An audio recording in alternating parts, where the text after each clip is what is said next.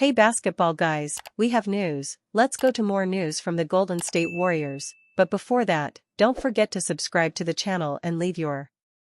The Warriors are playing well, but they clearly lack a big man to protect the rim, grab rebounds and score at a high level.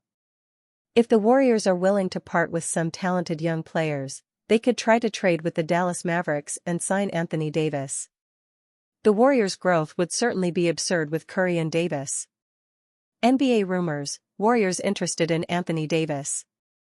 Between key players like Stephen Curry, Draymond Green, Jimmy Butler, Jonathan Kuminga, Moses Moody, and Brandon Podziemski, the Golden State Warriors look poised to make some noise in the postseason, and Butler, Green, and Curry are all signed through the next 2 seasons, giving them a clear window. However, aside from Kevin Looney, who will be a free agent this summer, the Warriors lack size.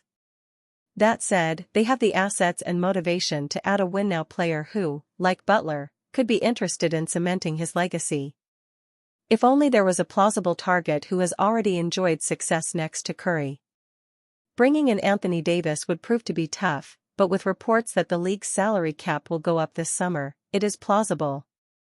The Warriors could offer Dallas a package centered on a first-round pick in 2027 and swaps in 2029 and 2031.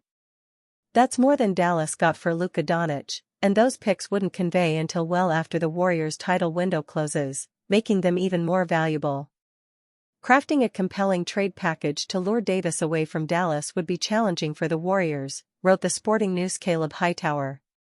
However, considering they have plenty of assets to dangle in front of the new-look Mavericks, they could complete a notable off-season trade and elevate their mediocre frontcourt. When healthy, Davis is one of the best players in the league still and is a two-way force. Last season, he averaged 24.7 points, 12.6 rebounds, and 2.3 blocks. A lineup of Curry, Green, Butler, Davis, and either Moses Moody or Brandon Podziemski would be tough to beat, giving Curry enough support to ride off into the sunset as a champion and lock for a top 5 player ever. Steph making case to snag final All-NBA first-team spot, per Draymond. Even in year 16 and with a plethora of young talent rising in the NBA, Steph Curry continues to be one of the best players in the association. And after Curry strung together several impressive performances recently, including a 52-point outburst last week, Draymond Green believes his teammate is making a strong argument to make the All-NBA first team this season. He's definitely been locked in, Green said on The Draymond Green Show with Baron Davis. It's around that time. He's playing with that edge and focus and it's showing. I think he's making an argument to snatch that last spot on the All-NBA first team. He putting up a real case. In 67 games this season, Curry is averaging 24.4 points on 44.7% shooting from the field and 39.6% from three-point range, with 4.4 rebounds, 6.1 assists and 1.1 steals through 32.1 minutes. Those numbers have only increased since Jimmy Butler's arrival to Golden State, with Curry averaging 27.4 points on 47.1% shooting from the field and 40.8% from beyond the arc, adding 4.2 rebounds, 6.0 assists and 1.2 steals in 25 games.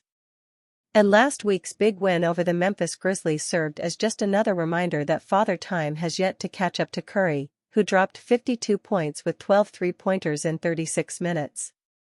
He followed that performance up with a 37-point game against the Los Angeles Lakers and a 36-point showing against the Denver Nuggets in a critical back-to-back stretch, both wins for Golden State. Elsewhere around the league, superstars such as Nikola Jokic, NBA MVP frontrunner Shai Gilgeous-Alexander, Jason Tatum and Giannis Antetokounmpo seemingly have solidified their case to make the All-NBA first team, leaving that final slot open to others such as Donovan Mitchell, Darius Garland, Karl-Anthony Towns, or, as Green predicts, Curry.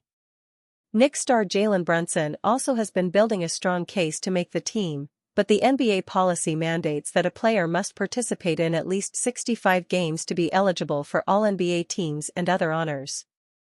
With 3 regular season games remaining for New York, Brunson currently sits at 63 games after missing 15 contests with an ankle injury. Of course, awards never have been top of mind for Curry as his focus lies solely on the Warriors' playoff push in a tight Western Conference. Nonetheless, Green knows it's the season of Curry flurries. We're right in the hunt.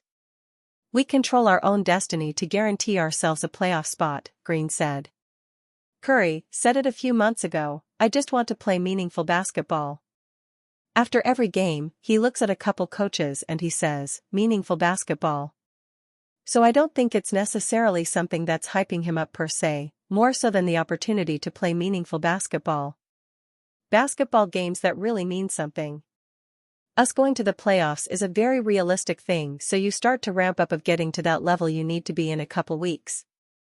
So I think it's kind of just that time. He's locked in. Curry made the All-NBA third team last season. The last time he received All-NBA first-team honors was in the 2020-21 season, the fourth time in his career making the first team. Steve Kerr says minutes without key Golden State Warriors star cost them Spurs game, top of. Steve Kerr believes that missing one of their biggest stars was the difference between a Warriors win and their loss to the Spurs. It feels like the Golden State Warriors are almost allergic to gaining momentum. Whenever things are going well for them, they end up stumbling. Playing against a depleted San Antonio Spurs, the Warriors lost what was a crucial game. With the Western Conference standings as tight as they are, every win matters. Jimmy Butler had a high-scoring night with 28 points. Despite Butler's explanations for his low scoring, the Warriors must demand more from him entering the final stretch of the season. However, it was the minutes without one crucial Golden State Warriors star that Steve Kerr feels cost them the win. Kerr, non-Stephen Curry minutes cost Warriors. Speaking during the post-game press conference, Steve Kerr talked about the factors that led to the Warriors' loss. He noted that the minutes their team played without Stephen Curry proved to hurt them. He pointed out the Warriors' big deficits in the second and fourth quarters when Curry went to the bench. Huge. They were key to the game. Top of the second and top of the fourth. We played two great quarters, the first and the third quarter. Both of those quarters, top of the second and top of the fourth, they blitzed us. We were 19-3 in the second quarter. Then to go into the fourth quarter with a 12-point lead and then immediately a 12-4 start from the Spurs in the fourth. Those were the key stretches. Golden State too reliant on Curry. It appears the Golden State Warriors are very dependent on Stephen Curry.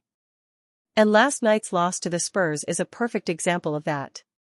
Steve Kerr's explanation of who Curry is to Buddy Hield may have been seen as a funny moment. But it also showed fans just how much the offense is centered around the former MVP. When Curry had a poor shooting night against the Rockets, it caused them to lose massively. While Jimmy Butler questioned the referees for not awarding Curry some fouls, it came down to a bad night for Steph. This problem will haunt the Warriors in the postseason. If you look at any of their championship teams in years past, their biggest strength was that they didn't rely on just Curry to play well, but their entire team. It took just minutes for Draymond Green to prove his controversial argument. Draymond certainly wants the award. As the Golden State Warriors stepped into their matchup against the San Antonio Spurs in their third last game of the regular season, they knew they could not underestimate the undermanned Spurs as they pursue a top 6 spot in the standings. The Spurs, who are 32-47 on the season, have nothing to play for at this point, but they are clearly looking to play spoiler for the Warriors as they attempt to earn a playoff berth in the tightly packed Western Conference. Draymond Green, as proof of the team's understanding of this fact, played a stellar 8 minutes to start the game, quickly building up his case for another Defensive Player of the Year award. Draymond Green builds up DPOY resume in under a quarter.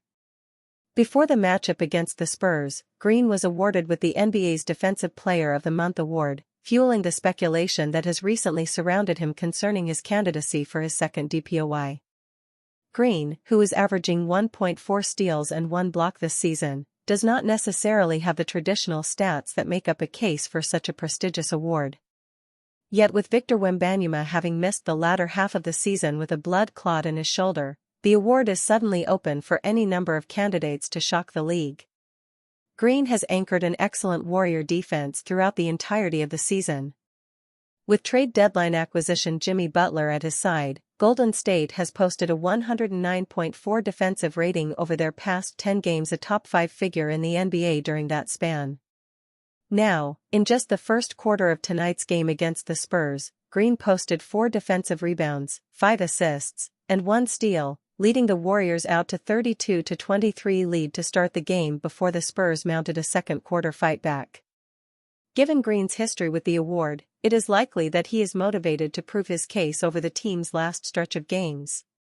Despite his decade-plus of defensive dominance, Green has only ever won one DPOY award in 2016-17, and is well documented as feeling as though he has been snubbed for the award in multiple other seasons. Despite the presence of solid defenders on the Warriors roster, such as Butler and Moses Moody, Green is undeniably the anchor of the defense, a fact that is on full display tonight and will help his case immensely. While other candidates such as Evan Mobley and Dyson Daniels might have more impressive defensive statistics than Green, neither are playing as meaningful and as intense basketball as Green has demonstrated in recent times.